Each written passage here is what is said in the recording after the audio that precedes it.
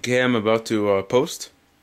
It's hooked on via DVI, and let's do this. Before I start, got the stock cooler in there, everything I need. Okay, let's go. Hopefully nothing goes wrong. 3, 2, 1, go. Crap.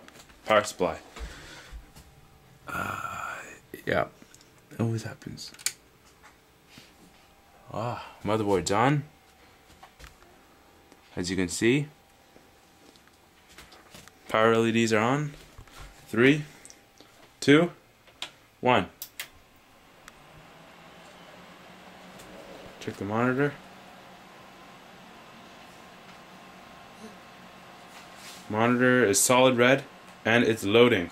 It's posted. Marvel. Yep. Megatrends. We're gonna run some setups here. F1. There we go. We're in the BIOS. Thanks for watching.